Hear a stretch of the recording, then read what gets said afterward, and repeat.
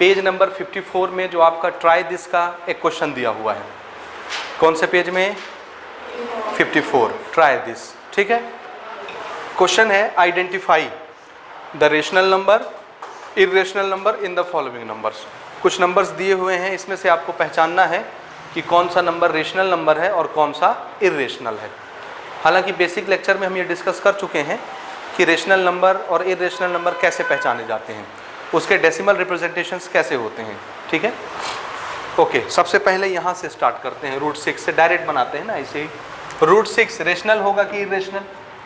याद रखिएगा, यही सेम चीज़ आगे एक चैप्टर आएगा एक्सपोनेंट, चैप्टर नंबर 3 है ना, उसमें लास्ट एक्सरसाइज में यही इर्रेशनल नंबर एक दूसरे नाम से मिलेगा आपको, और नाम क्या होगा उसका? Surds, SURDS, surds. क्या बोलेंगे उसको? सर्ट्स। उसी को रेडिकल भी बोलते हैं। क्या बोलते हैं?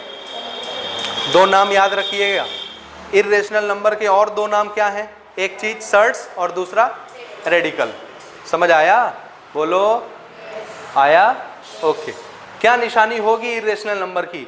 याद रखिए, जो रूट के अंदर फंसा रह जाए ऐसा नंबर क्या कहलाएगा? इर्रेशनल। उसी को सर्ट्स, उसी को रेडिकल, कुछ भी।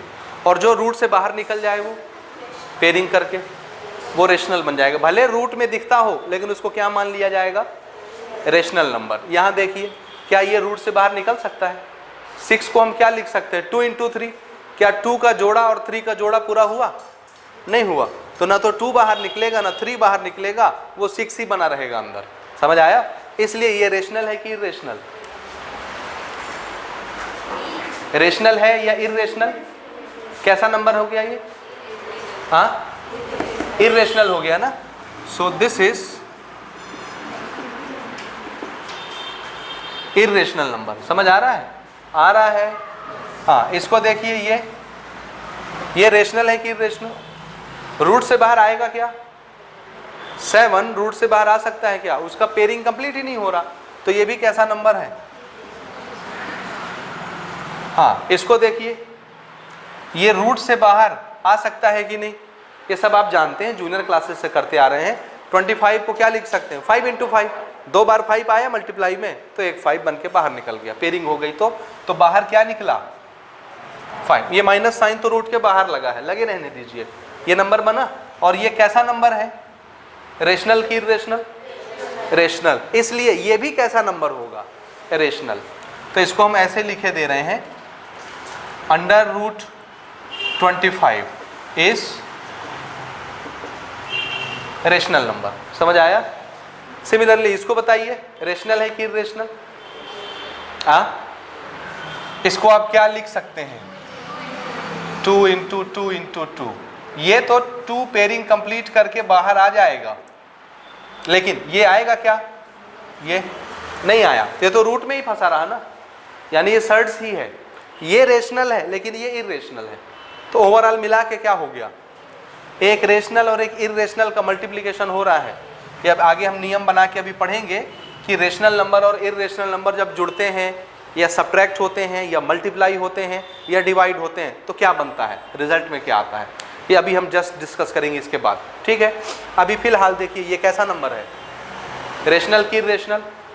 रूट दिख रहा है ना, स्क्वायर रूट, तो कैसा नंबर बन गया? Irrational. So this is irrational. ये क्यों? हाँ, 3 बन के बाहर आ जाएगा। ये रेशनल है तो ये भी क्या होना चाहिए?